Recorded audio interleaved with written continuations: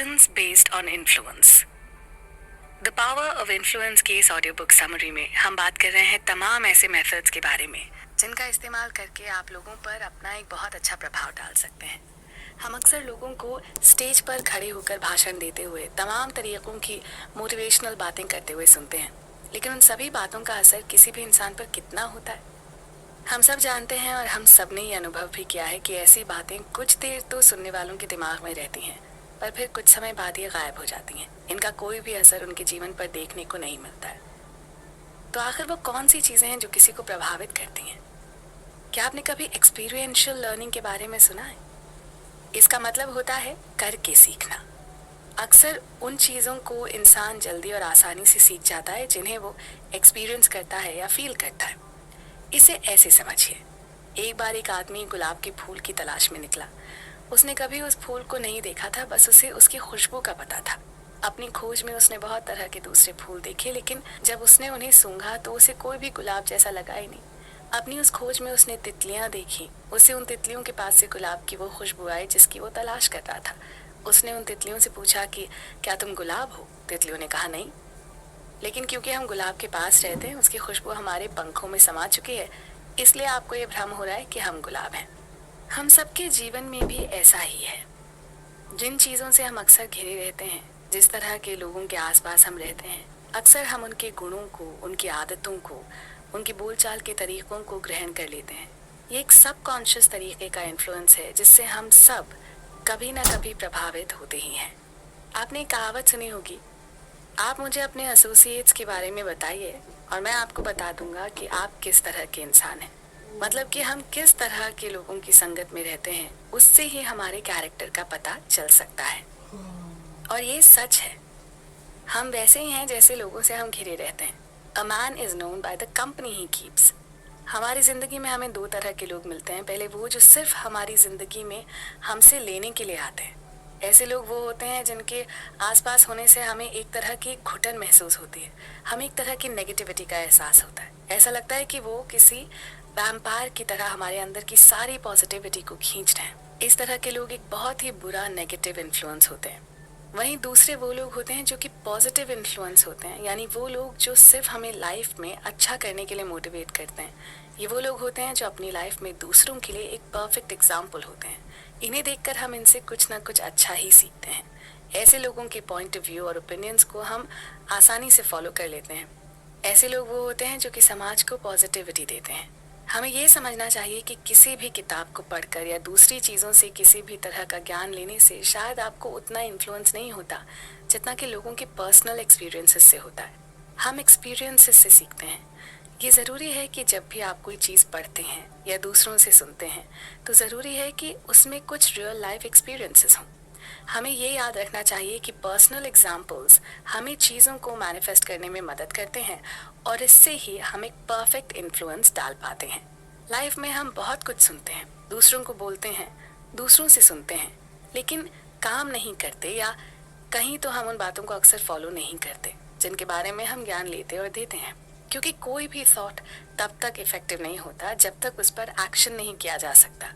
क्योंकि एक्शंस ही वो चीज़ें हैं जिनसे हम लाइफ में सब सीखते हैं और तभी हमें पता चलता है कि क्या सही है और क्या गलत हम कर रहे हैं। एक अच्छा इन्फ्लुएंसर बनने के लिए ये ज़रूरी है कि हम उन सभी बातों पर जोर दें जो हम अपनी लाइफ में खुद एक्सपीरियंस करते हैं, क्योंकि हमारे ये एक्सपीरियंसेस ही हमारे दिमाग को या हमारी साइकी को स्ट्रॉन्ग करता है। अगले भाग में हम बात करेंगे कि साइकिक इन्फ्लुएंस क्या होता है और किस तरह से ये आपको एक बेटर इन्फ्लुएंसर बनने में मदद करता है। Be strong willed. जब हम बात करते हैं इन्फ्लुएंस की, तो एक और तरह का इन्फ्लुएंस जो कि बहुत इफेक्टिव होता है वो है साइकिक इन्फ्लुएंस। इसे आसान शब्दों में समझने की कोशिश करते हैं। ये एक ऐसा तरीका है जिसमें आप अपनी अंतरात्मा को जगाकर दूसरों को इन्फ्लुएंस कर पाते हैं। एक बहुत अच्छा इन्फ्लुएंसर बनने के लिए ज़रूरी नहीं है कि आप कोई जादू सीखें या कुछ प्रिटेंड करें, बल्कि ज़रूरी है कि आप अपनी विल पावर को बहुत स्ट्रॉन्ग कर लें। क्योंकि जब तक आपका अपना ब्रेन एक बहुत ही स्ट्रॉन्ग पोजीशन में नहीं होता, तब तक आप कभी भी दूसरों को किसी भी तरह से प्रभावित नहीं कर सकते। साइकिक इन्फ्लुएंस एक ऐसा प्रोसेस है या कहें कि एक ऐसा तरीका है जिसमें आप उन लोगों को प्रभावित करते हैं और इन्फ्लुएंस करते हैं जिनकी इच्छा शक्ति कमजोर होती है और जिन्हें कोई भी काम करने के लिए एक आउटर फोर्स की जरूरत होती है। साइकिक इन्फ्लुएंस में आप ऐसे ही लोगों पर अपना प्रभाव बनाते हैं जो कि किसी और के द्वारा प्रभावित होकर जीवन में सही डिसीजन ले पाते हैं। योरिटोमो कहते हैं कि ये जरूरी नहीं कि किसी को भी प्रभावित करने के लिए हमें किसी तरह की कला में माहिर होना चाहिए या हमें किसी तरह का कोई जादू आना चाहिए या हम उन पर प्रभाव डालने के लिए किसी तरह का कोई नाटक करें, बल्कि इन सब से बढ़कर जरूरी यह है कि हम अपनी विल पावर को लगातार इतना स्ट्रांग रखें जिससे जब हम दूसरों से मिलें तो हम अपने विचारों से और अपनी विल पावर से ही लोगों के दिमाग को पूरी तरह से इन्फ्लुएंस कर सकें।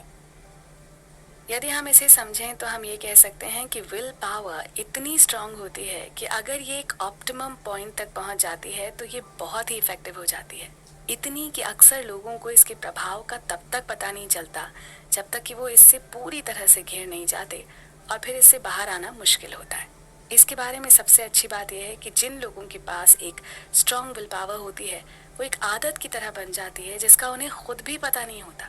उन्हें अक्सर ये अंदाज़ा तक नहीं होता कि वो अपने आसपास के लोगों को हर वक्त इन्फ्लुएंस करते रहते हैं। क्या आप जानते हैं कि ये विल पावर किस तरह से काम करता है? चलिए आपको बताते हैं। एक स्ट्रांग विल पावर से वाइब्रेशंस निकलती हैं। इनका काम ये होता है कि वो लोगों के दिमाग को इस तरह से छुएं कि वो लोगों को अपने कंट्रोल में कर सकें। जब हम किसी को प्रभावित करना चाहते हैं या सही ढंग से इन्फ्लुएंस करते हैं तो अक्सर वो लोग हम पर पूरी तरह से डिपेंड हो जाते हैं और उनके लिए हमारी कही हर एक बात सजेशन की तरह होती है। इसलिए एक अच्छे इन्फ्लुएंस के लिए ज़रूरी है कि आप अपनी हर बात इस तरह से कहें कि वो उन्हें मोटिवेट कर सकें। हमें लोगों को ये बताना चाहिए कि ज़रूरी नहीं कि वो जो भी काम करें वो सही ढंग से पूरा हो जाए, बल्कि हमें उन्हें ये बताना चाहिए कि यदि वो उसमें सक्सेसफुल नहीं होते तो उन्हें दोबारा कोशिश करनी चाहिए। इस समरी में ऑथर कहते हैं कि इन्फ्लुएंस आपके विल पावर के सब्स्टिट्यूशन का एक सिनोनिम है। एक तरह से ये भी कहा जा सकता है कि ये नई चीज़ों को क्रिएट करता है, अक्सर लोगों के दिमाग और माइंड को अफेक्ट करता है। साथ ही ये उन लोगों के थॉट्स को भी डायरेक्ट करता है जो कि आप पर पूरी तरह से डिपेंडेंट होते हैं। ऐसे लोग अक्सर काफ़ी कमज़ोर विल वाले होते हैं। इनका कैरेक्टर ऐसा होता है कि इनकी विल पावर बहुत ही कमज़ोर होती है। वो लोग जो दूसरों पर अपना प्रभाव डालना चाहते हैं वो अक्सर अकेले ही ऐसा करना चाहते हैं क्योंकि वो इन सब में सिर्फ पॉजिटिव चीज़ों पर ही फोकस करते हैं। ये लोग नेगेटिव चीज़ों को और दूसरों के नेगेटिव विचारों को इग्नोर कर देते हैं क्योंकि ये उन्हें भटका देते हैं।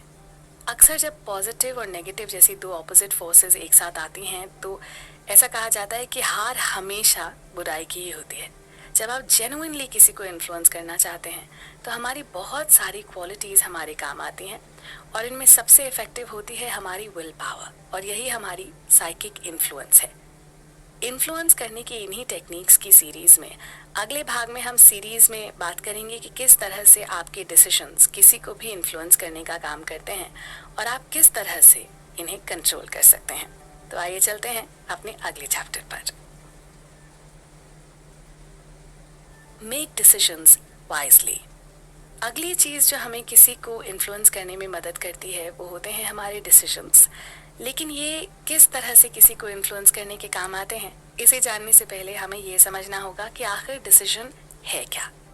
नमस्कार, मैं हूँ पल्लवी भारती और आप मेरे साथ सुन रहे हैं द पावर ऑफ इन्फ्लुएंस की ऑडियो बुक समरी। देखिए, अगर हम बात करें डिसीजन की तो ये वो टेंडेंसी नहीं है जिसमें इंसान किसी भी सवाल का जवाब बिना सोचे समझे दे देता है, बल्कि डिसीजन इंसान के बाकी गुणों की ही तरह है। जिस तरह से दूसरे सभी गुण हमें बार बार की मेहनत और हमारे कामों के रिफ्लेक्शन से मिलता है, उसी तरह से डिसीजन हमारे थॉट्स को अलाइन करता है। जब विचार पूरी तरह से कोऑर्डिनेशन में आ जाते हैं तो इंसान अपने कामों से होने वाले फायदे नुकसान समझने लगता है। जब हम अपनी लाइफ में डिसीजंस लेने के प्रोसेस में इवॉल्व होने लगते हैं तो इवॉल्व होने के कई सारे कारण होते हैं।